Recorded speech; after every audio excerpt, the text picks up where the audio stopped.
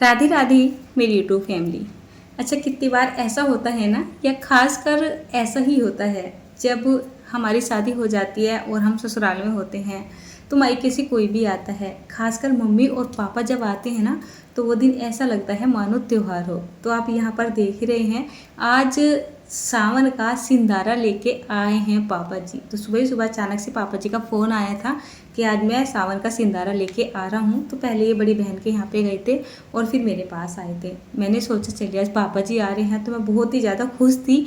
आज मुझसे खाना भी नहीं बन रहा था एक तरीके से, और जैसे पापा जी के आने की जो है मैंने सूचना सुनी कि पापा जी आ रहे हैं, तो मानो मतलब जान भी जान से आ गई है। फिर मैंने सोचा पापा जी के लिए कि स्पेशल सी थाली बनाती हूँ जो कि पापा जी को बहुत ही ज़्यादा पसंद है। तो यहाँ पर सबसे पहले मैंने बनाया है घेवर, क्योंकि पापा जी को नहीं लगता था मैं घेवर बना पाती हूँ। उन्हें ऐसा लगता था नहीं तो वैसे ही बोलते हैं घेवर घर पे बनता नहीं है। तो सबसे पहले मैंने घेवर बनाया है। इसकी सेपरेट रेसिपी मैंने आपको दी है, थोड़ी सी खास सा प्रोसेस दिखाया है।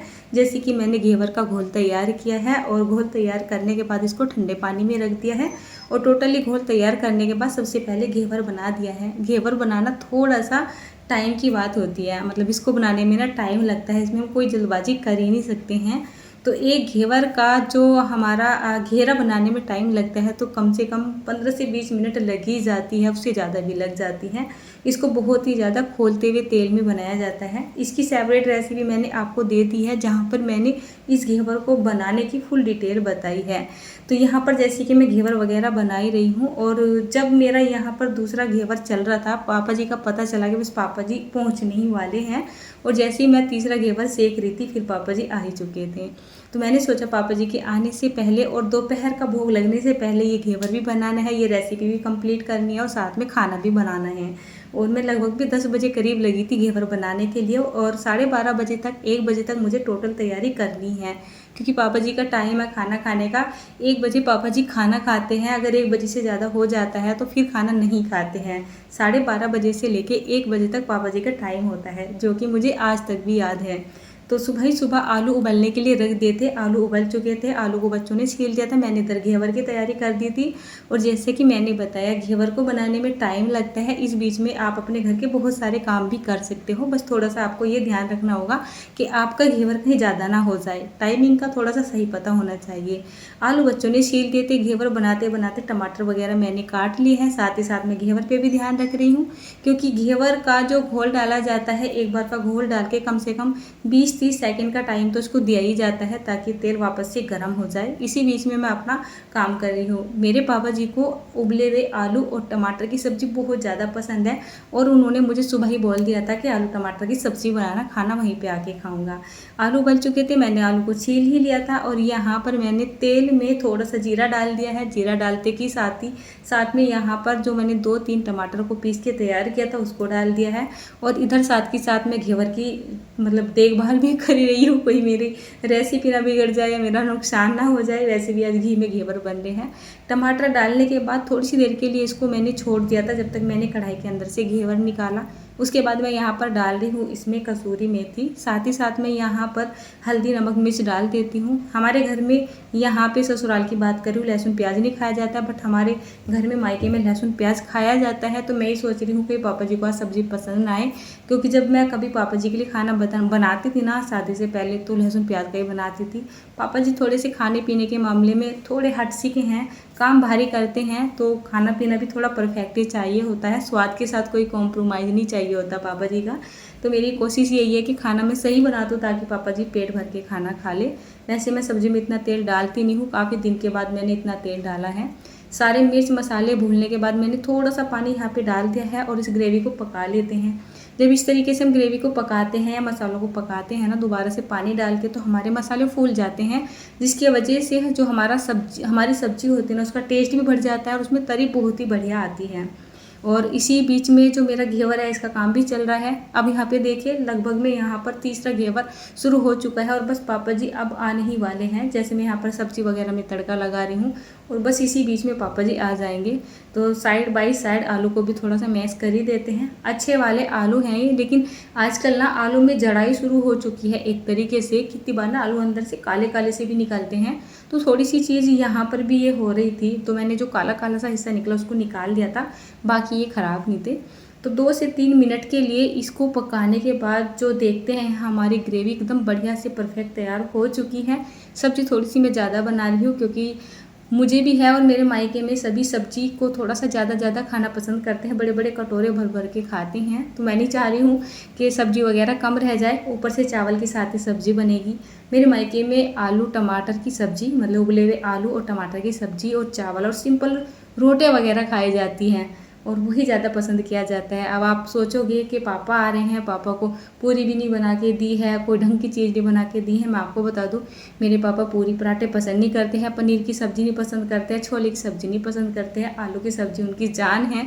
आलू की सब्ज़ी, चावल और सिंपल रोटी हो तो उनका पेट भर जाता है, और रोटी की जगह अगर मैंने पूरी दे दी तो पापा जी भूखे रह जाएंगे।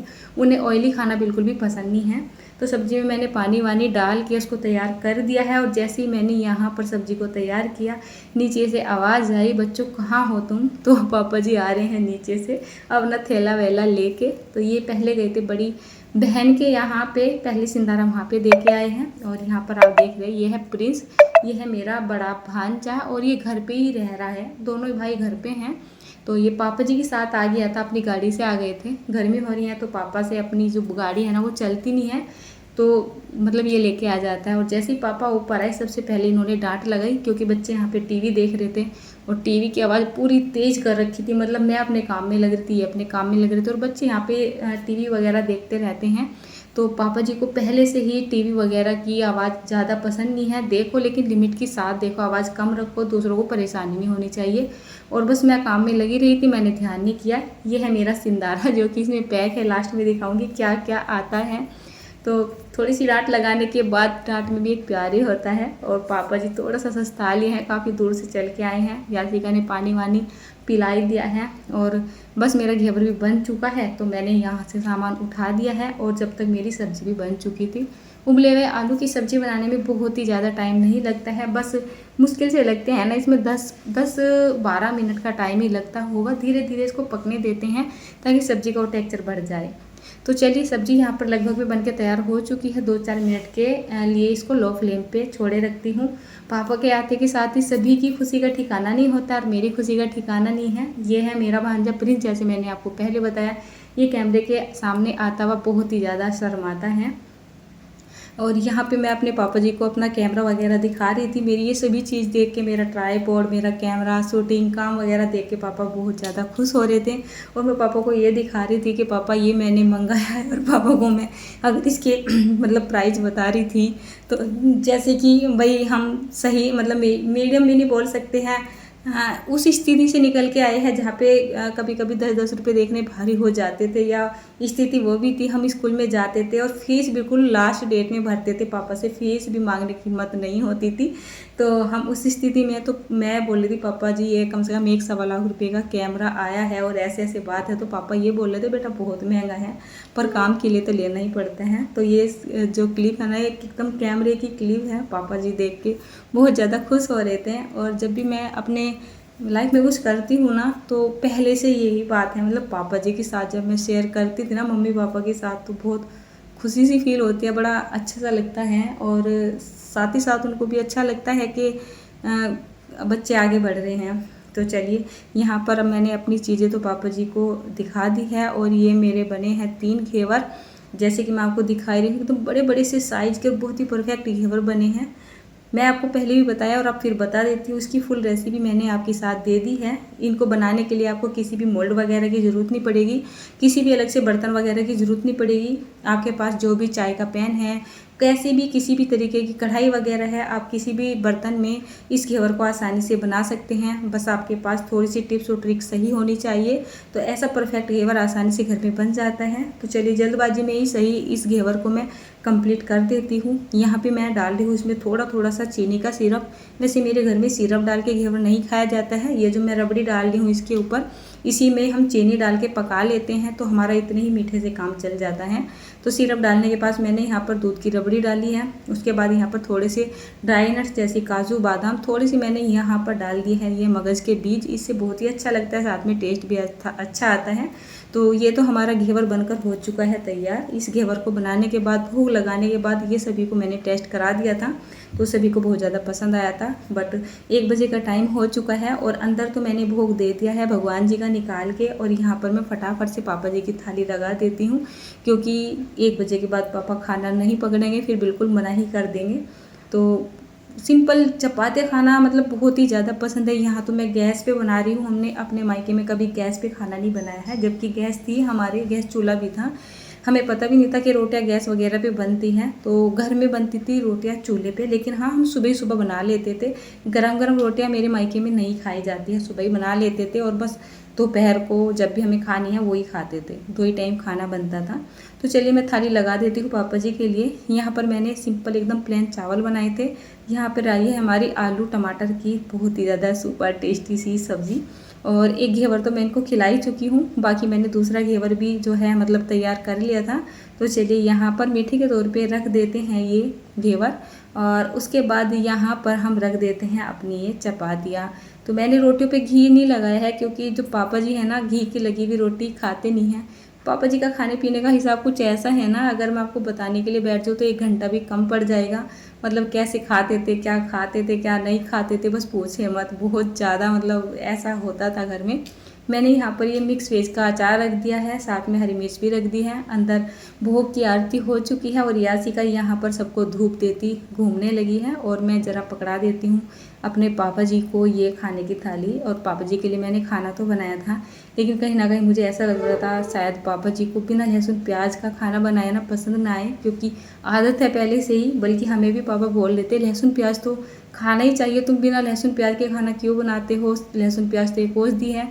लेकिन अब मन ही नहीं करता है मतलब लहसुन प्याज खाने का। और पापा जी हमारे कुछ ऐसे हैं, इतने ज़्यादा विचार वगैरह नहीं करते हैं, और ऐसा नहीं है कि मतलब मानते नहीं हैं, मानते हैं, सब कुछ करते हैं। लेकिन वही है ना, इंसान जैसे माहौल में रहता है तो माइंड भी कुछ ऐसा ही बना रहता है। तो यहाँ पर मैंने सभी को लगभग में खाना कर करके दे दिया है, और जो बाकी रह रहे हैं उनको यासी का खाना करके दे रही हूँ। और मैं पापा की तरफ ये देख रही थी कि सब्जी खाने के बाद पापा जी का जो मूड है वो कैसा होगा। तो मैं पापा से पूछ रही थी कि पापा जी खाना कैसा बना है। तो बोल रहे थे खाना तो अच्छा बना है, लेकिन मुझे नमक ला के दो, सब्जी में मुझे नमक नहीं लग रहा है।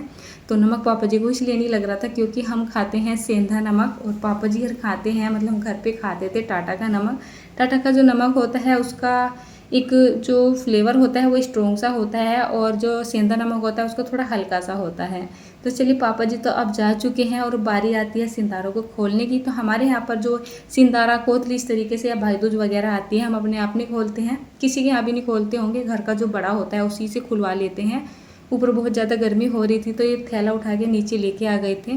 तो मम्मी यहाँ पर सिंदारा पूज रही है। तो मम्मी ने घर पे ही बना के भेजी थी नमक की मठिया और मीठी मठड़ियाँ। उन्होंने मुझसे पूछ लिया था सुबह पतासे मतलब लाने के लिए बोल रहे थे, मैंने उनको बिल्कुल मना कर दिया था कि तुम्हें पतासे वगैरह लाने की कोई ज़रूरत नहीं है। दरअसल अभी सब बातों से आप वाकिफ़ होंगे जो मेरे रेगुलर व्यूअर हैं। लास्ट टाइम बहुत बुरा गया है हमारा, तो काफ़ी सारे पैसे वगैरह भी लगे हैं। मैंने तो घर पे मनाही कर दिया था कि मुझे सिंदारा वगैरह नहीं चाहिए, फिर भी वो नहीं माने और सिंदारा लेकर ही आ गए।